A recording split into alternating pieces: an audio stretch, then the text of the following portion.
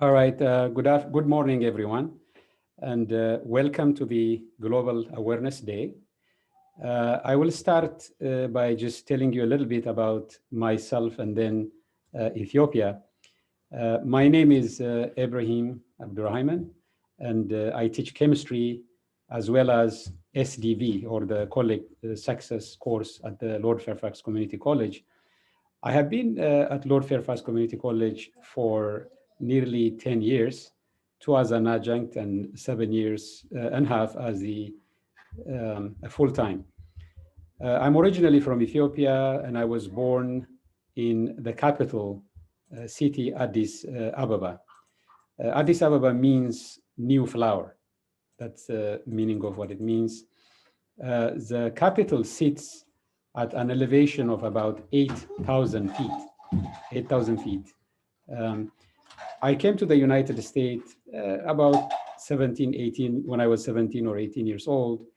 I obtained my degree from the University of Colorado, which is the Mile High City. And, thank God I'm blessed with 5 children, ranging in age from 15 years all the way to 1 year old now. I will start by telling you a little bit about Ethiopia using the slide. What you see is the Ethiopian official flag, the green, yellow, and red with the star inside. Ethiopia is located in the Horn of Africa, has an area of about 1,100,000 kilometers square. The population is actually higher than what you see on the slide. The current estimate as of 2020 is it's 110 million. There are different ethnic groups in Ethiopia. You actually have about 80 ethnic groups in Ethiopia. The largest one tend to be the Oromo, the Amhara, the Tigray, Somali, and Afar. So these 5 ethnic groups make about more than 75% of the population of Ethiopia. I'll come back to this. This is the lettering system that you see. What you see here is the current organization of, if you will, like a state, but it is based on regions which are tied to an ethnic based localities. So you see in the upper north, Ethiopia is bordered by Eritrea. Then lower, then you have the Tigray region. Towards the east, you have the Afar, and in the middle, you have Amara. And then toward the center, you have the Oromia. And then to the west, actually to the east and more to the south, you have the Somali region. So this is how the current political governing of the Ethiopia works. I wanted to show you, and I will come back to this. Let's see.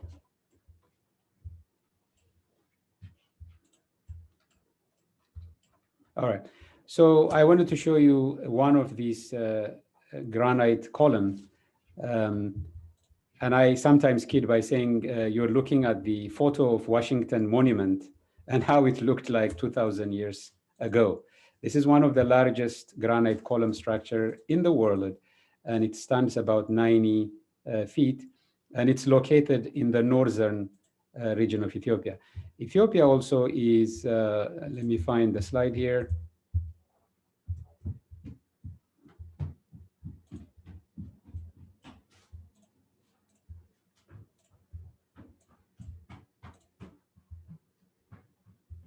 Yeah, this is what I was looking at. The Blue Nile, which is the pictures that you're seeing, the Nile River is the longest river in the world. So it goes all the way from Ethiopia, goes through Sudan, and then ends up in Egypt. Okay. The next thing I want to talk about is the alphabet. The Ethiopian alphabet, I should say the Giz alphabet is what you're looking at. And just to give you a sense of how these letters sound, I will just say it, starting from what you see here. That is pronounced as ha. The lower one is le, ha, me, sa, re, sa, sha, ka, ba, ta, cha. Now, Ethiopia is unique in the sense that it has a written language, which of course allows it to record history. Now, there are some regions in Ethiopia that use a different letter, probably closer to the English letter, but in the north and some areas, including Eritrea, the GAD alphabet is used. And unlike many African countries, Ethiopia is unique in that it has this written language, which is very unique to Ethiopia, which of course allows it to have a written record of history as well. It also has a unique sort of numbering system. I'll try to show you that. So unlike, Can I ask a question? Yes. So what is the language? Is it an Arabic-based language? No, it's unique. That's a good question. It does have similarity to Arabic and Hebrew, but the similarity is not in terms of this alphabet. It's completely unique. I haven't seen any country in the world that uses this unique alphabet. But the language as it is spoken, the Amharic and the Tigrinya language, has similarities to Arabic as well as Hebrew. Okay. But the alphabet is very unique, and you have sounds in it that is, I guess, in my view, difficult to find. And this allows Ethiopian, in my view, who are familiar with the alphabet and the sound it makes it easier to pronounce other languages. So I'll give you some of those that I haven't seen yet. Would be tzadei. Tzadei means in the Amharic language, spring. So the sound tsa is written, and it's very different from ta, or it's very different from sa. It's tsa. Anybody, can anybody try to say it? Sa. You see the difference? When you say it, some, including my kids, sometimes will say ta or sa, but this is tsa. Sa. Almost as if it has an R sound in it. Sa. It does, yeah. So, and what you see here, the alphabet is, you would say it tsa, tsu, tsi, tsa, tse, tsu, so. So, and then you also have some others like kwa. So you have these unique sounds that obviously you don't find in English. So I hope that answers your question. Yes. Do your children speak this language? Are they learning this language? Unfortunately, so my wife and I speak it, but when we talk to our kids, for whatever reason, we use English. So they can, yeah, it's just, what can you do? It's one of those things. I think it's, although because they hear us speak, they can understand a little bit, but they're basically fluent in English. So you can consider them to be, like their native language can be considered to be English. Yeah. So, but they can understand a little bit, but they can't articulate or speak it. Is it the main language of Ethiopia? Well, the main language of Ethiopia, I don't think they have like an official language, but Amharic is used as an official language for, government activities, or, for you when you fill out forms and things like that. But if you go to certain regions, they may use their own language. Does that make sense? Yeah. Yes, it does. Totally. Yeah. Interesting. Well, yeah, it is. So continuing, I'm sorry to have to go back and forth on the slide. I just got off a meeting, so I didn't have time to sort of arrange this. So bear with me as I do that.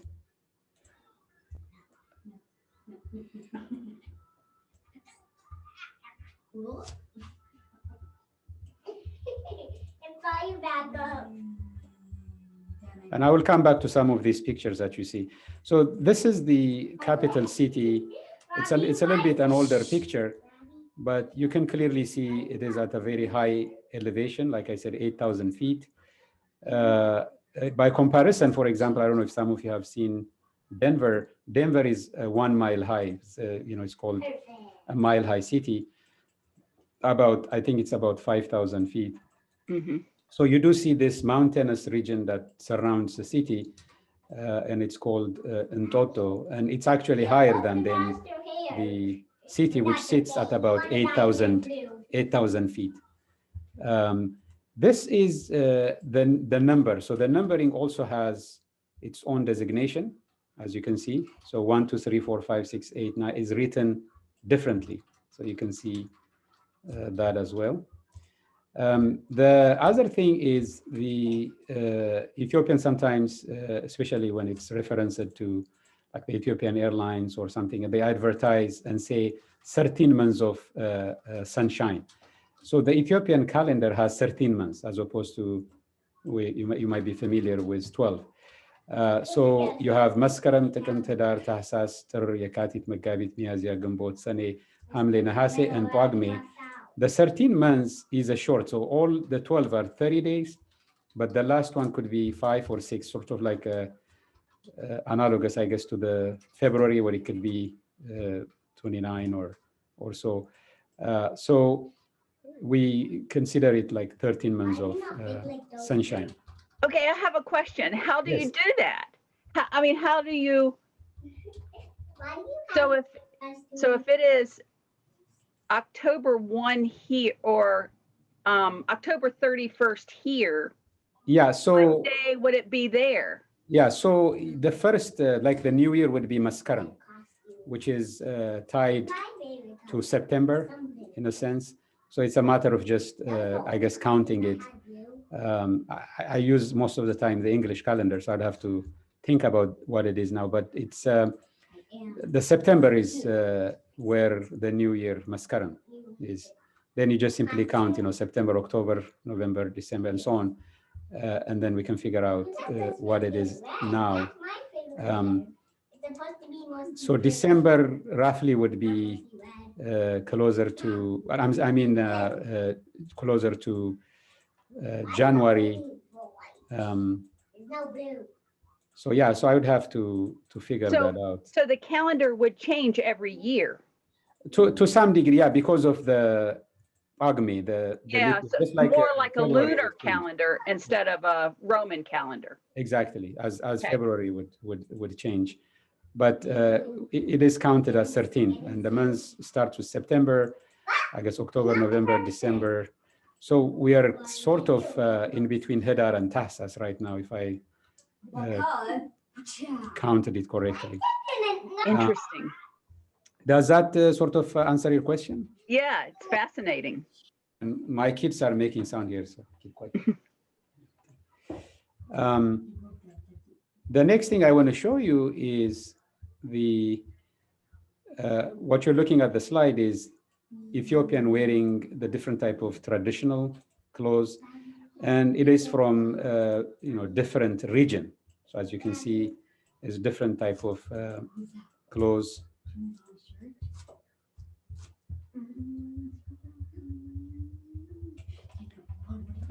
Let's see, the next slide also shows you more. You could see the variety of ethnic groups and their different traditional clothes. What you're seeing on the slide now is the traditional way of preparing, it is Ethiopian food. I selected this because it has all of the different types in one sort of plate. I'm trying to point some of it. So this is kitfo. It's kind of like a minced meat with a spice. This is gomman, which is like a type of a spinach, maybe close to kale. You also have dorowat, and this is called aib, which is sort of close to cottage cheese. This is lantern, which we call a misr, as well as this. So this is a yellow kind. And what you see here is usually now we know many places in Ethiopia eat it, but it comes from the Gurage. It's again another ethnic group region, and they make it out of banana tree, if that makes sense. The most widespread used sort of like a bread is the injera, which you look at this. This is a very specific type of grain called teff, which is very rich in iron. And so that's the one we use as a bread to supplement different type of Ethiopian food. What you're looking at is the traditional way of preparing Ethiopian coffee. Okay. Basically, you start with the coffee beans, you roast the beans, you grind them, and then you boil the ground beans in a pot, usually made of clay. Ethiopian coffee is, in my view, analogous to the British breakfast tea, in that the Ethiopian coffee is prepared and consumed in a social gathering. You don't just make this whole traditional coffee and then just drink it by yourself. It's a social event. Usually the coffee is served with popcorn. In some areas of Ethiopia, the coffee is sweetened with sugar. Other areas add salt to the coffee. Some areas add butter to the coffee. While some other areas, they may just drink it by itself. You normally invite guests when you prepare the traditional Ethiopian coffee. And traditionally, you will invite your neighbors to come and have a cup of coffee. So I think in the time that I was allotted, which I think is 20 minutes, this is basically a congested or summarized way of representing what is a very culturally rich, historically rich Ethiopia. And one, I guess, last thing I can add is Ethiopia was never colonized in the official sense. So that has allowed it to maintain its culture. It's one of the only country in Africa that was never colonized. So I will, and just maybe if we have time, give you a few more minutes to ask questions. I do have a question. Yes, go ahead. Sorry, that's the journalism background in me. I always got a question. So how did you get to Denver? And then how did you get from Denver to all places, fuck your county? Well, Denver was, I went to school there. So I have actually attended college prior to the attending University of Colorado. So I attended several schools. Originally, when I came here, my intention was obviously to get education. But then, of course, you have, very good opportunities here. And then of course, decided to stay. In the early days of the Mengistu regime, there used to be political instability, if I can use that, when the Haile Selassie, or the king of Ethiopia, was overthrown. The government was under what I can term like a communist or socialist government. So there was a lot of incentive for a lot of people in every way they can to seek opportunity overseas, because there was instability in the country and so on. I was sort of young, but this was an opportunity that presented itself. And then I came to study here. And of course, when I finished, and then, work came around. And I did work in the Colorado. I taught at the Metro State Community College, which I think now is considered to be a Metro State University. I think it has changed its name. And then I got married. So my wife was from in Virginia originally. She's from Ethiopia, but we met here in Virginia. And so when sort of my contract ended, I figured, I'll come here because I had family here as well. And she had family here. And then, of course, I became an adjunct at the Lord Farquhar Community College around 2010. And then from there on, an opportunity presented for me to have a full-time position. And so I hope that answers. Yeah, it's always interesting to me how people end up where they are. Yeah, and to be honest with you, you don't always plan, but when opportunity presents itself, then I'm now very well sort of established here, and I think it's one of my daughter trying to say hi. Yeah, and the fact that you come from a really large city, and you end up in Warrenton, which barely even equals a town. Yeah, Warrenton, yeah, it's a decent place, and I think it was convenient for me because of proximity to where I teach. So from here to go to the faculty, I guess Chris can attest to it. It just takes a few, 5 minutes from where I am. So the convenience was what it was. But when I was originally teaching as an adjunct, I didn't live in Warrenton. I think I have been here now nearly 5 years. I purchased a home here and then just stayed here. But prior to that, I lived in Fairfax. Oh, okay. For that also in Virginia. I mean, not Virginia, in Northern Virginia, which is like Arlington. So I moved around while I was an adjunct, if that makes sense. But once I had a full-time position, more or less I settled, because to be honest, like any adjunct will tell you, if a full-time position opened in a different state, I probably would have moved here. But I'm fortunate and happy to be at Lower Fairfax Community College. Do you like the small town more than the city? It's a mix. So Yeah. It's sort of a comparison, because I lived in a big city. When I was in Colorado, I lived in Denver. Mm-hmm. And that's a big city. Yeah, which is a decent sized city. It's an adjustment, but you'll be surprised how things change and grow even in this region. I can just think back about 10 years ago when I used to drive, there were just empty places. Now you see houses, and so the growth is coming, not necessarily like high rises, but quite a lot of people and homes are being built in this area. And eventually the Warrenton area would, maybe if not now, maybe a few years, will resemble, in my view, more of Fairfax or Northern Virginia, because you have a lot of people moving in. So it may not be the small town that maybe we envision. Yeah. Oh, believe me, I lived in Warrenton in '83, and there was nothing there. Yeah. It's a very different place today. Yeah, but it's a nice place.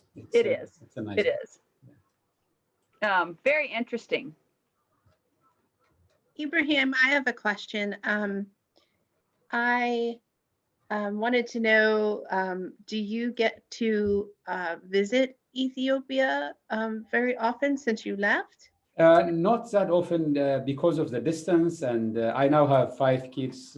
Yeah. So it requires quite a bit of planning. But I do have family in the capital, Addis Ababa, Ethiopia, that always, asking me to visit. So it's a matter of making sure I plan ahead, because it's not one of those places you can just go for 1 week. I would have to take a summer off, which means I always have been teaching summer. So it's more of a planning, but I definitely desire, and a lot of families say, well, we haven't seen you for so long. And so, yeah, it's always planned, but it's one of those things that I have to do at some point. Yeah. And we do have a couple of students from Ethiopia now. I was surprised. I saw the name, but I haven't met. I met once several, maybe more than a year ago, but who is no longer with us, who wanted to study pharmacy, but I haven't met the new.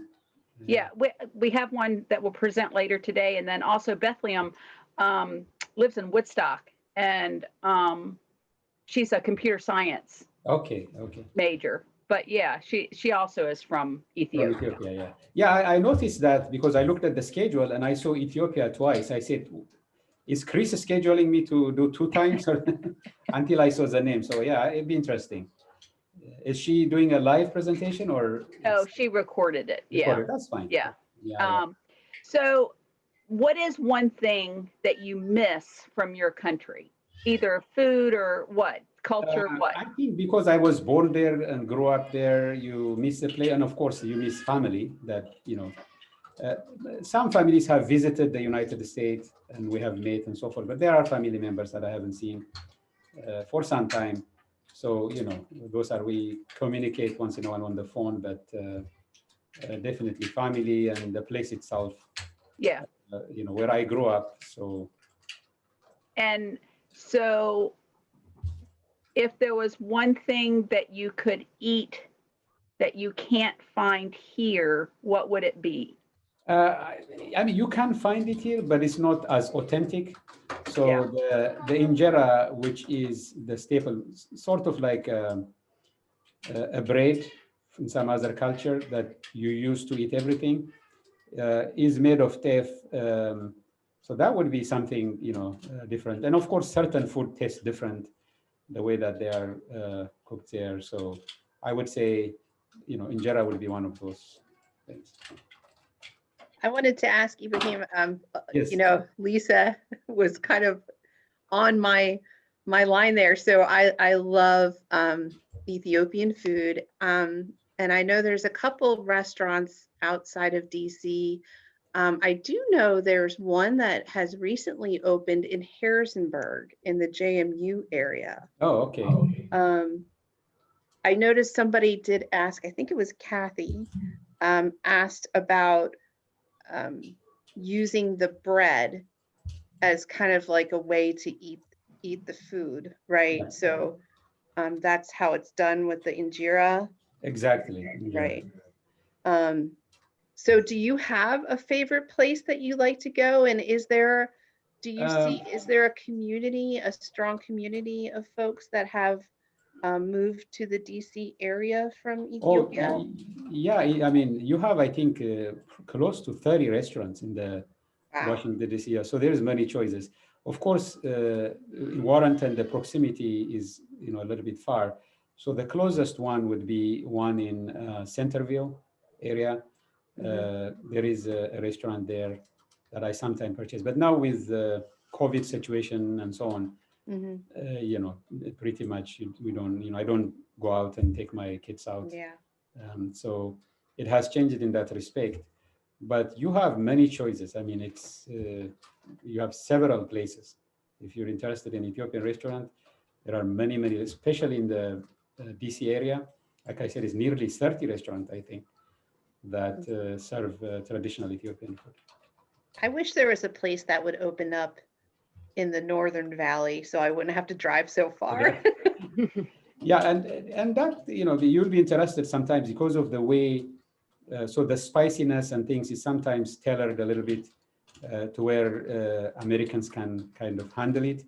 So you will be surprised that sometimes if we go to Ethiopian restaurant, you'll have more Americans there than sometimes Ethiopians themselves. So, I mean, I think if anyone thought about that, I mean, I'm sure they will have many customers. Yeah. And most Ethiopian food is like Libyan food, that it's very spicy, correct? Yeah, it's spicy, but it's not the same as Libya, because if I don't know if I'm not familiar with the Libyan, but in the Arabic culture, I think they use rice more often than not to supplement many different things. Actually, because of the Italian influence, the Libyans eat a lot of pasta. Pasta, okay. Yeah. And their food is very spicy. Spicy, okay. Yeah, Ethiopian also is very spicy. You have chili pepper and a different way of preparing the pepper. But the uniqueness of it is using the injera, which is, and it is used, of course, in Ethiopia in many different regions. But unless it's introduced, I don't see other places use injera as their own kind of tradition. It's unique to Ethiopia. And the grain, which is a very small grain called teff, grows in the highlands of Ethiopia.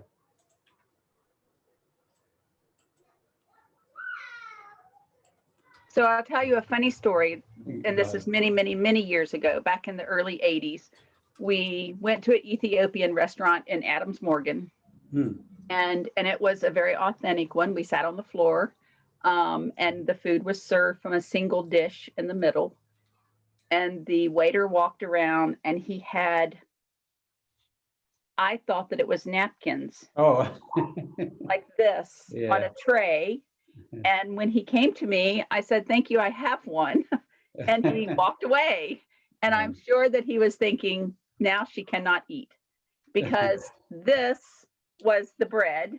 Yeah. And you use the bread to eat with. They didn't give you any forks, but it was the first time that I had. And so then I had to call him back and say, "Can you come back, please, so I can have my bread?"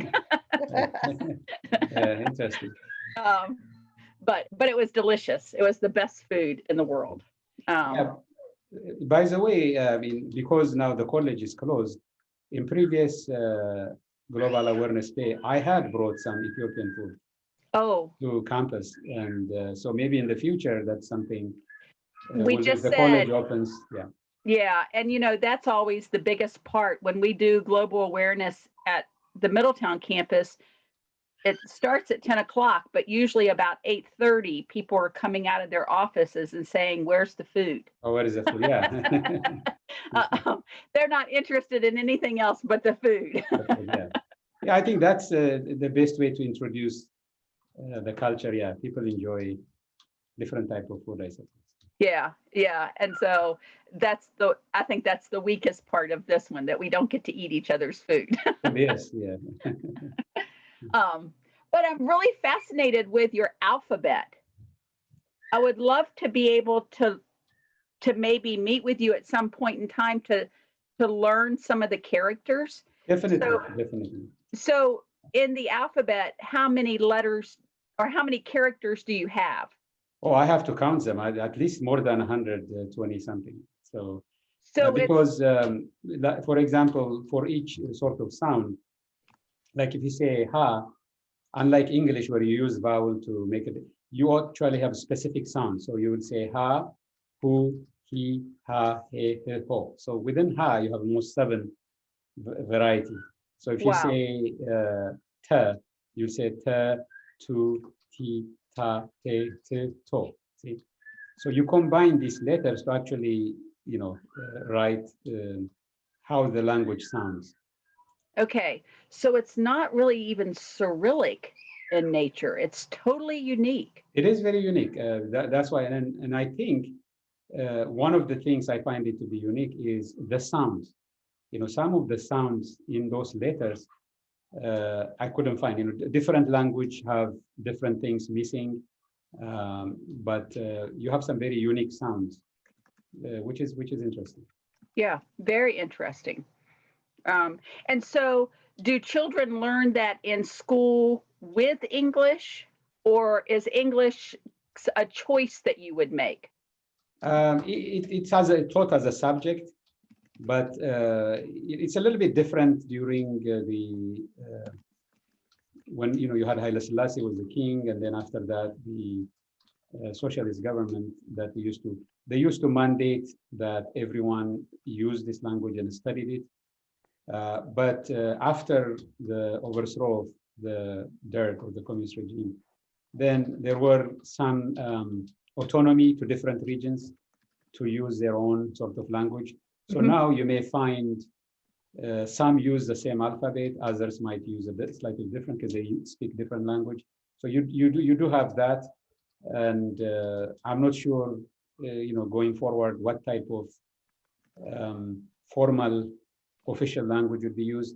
But for the most part, the government and use this written alphabet to use. And so the different regions, do they have a different language or a different dialect? No, they have a different language. So whole different language. Yeah, you have 80 ethnic groups with different languages. But out of those, I mentioned 5 that are, like the major ones. Major ones. The Oromo, the Amara, the Tigray, the Somali, and Afar. This make up close to 75 or even more percentage of the population, and they have their own region.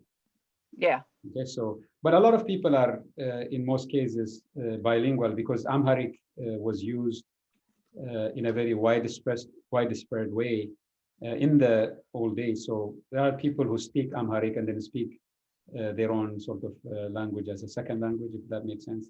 Yeah. They are bilingual. Wow. Yeah. Interesting. Yeah.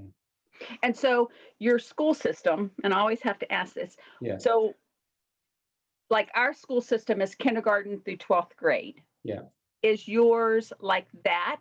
Or is it more British or European with like a gymnasium type system? No, it's very similar. So you have from 1 to 12th grade. And there was some changes, which they try, I think, to do some kind of technical school once the students were, in the 10th grade or so, that they had an opportunity to go into some kind of technical. That is something new.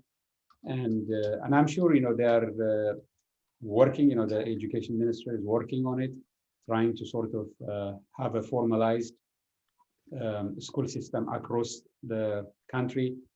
But it is something that probably will come down the line, I think. Okay, so each region's kind of does their own thing. To some extent. Okay. And so do you have kindergarten? Do the children go? Yeah, they do. It is, it's optional. They do, so it's kind of like before you go to first grade, they do have that opportunity. And you also have private schools that probably cater to much younger age, sort of similar to how you have it here. Yeah. Okay. And is the kindergarten, because I have a German daughter, and kindergarten there is nothing but play. There is no real instruction. It's just socialization and play. Yeah. Is it more like that, or is it more preparing you? I think it's a mix, depending on so you would have some schools probably that are, better. Others might just be, like you said, play. So it's a mix. Okay. Yeah. And then when you would enter a college, or is college and university the same thing, or are they two different things? It is now. I think they're having that option, which is more of to the technical aspect. Mm-hmm. But it is just, once you finish 12th grade, then you go to university. Okay. So in that respect, you don't have a more formalized college in the way we know it here. But I'm sure when it's like technical colleges, then they may have things like that, where you're more into specific type of hands-on professions. Yeah. Okay. And can you switch? Probably, yeah. You can switch. It's competitive in a sense because you have limited number of universities, but you have quite a large, population finishing 12th grade, so it's competitive. But if you have money and things, and they have private colleges and so forth that some can attend. Okay, because that is unique.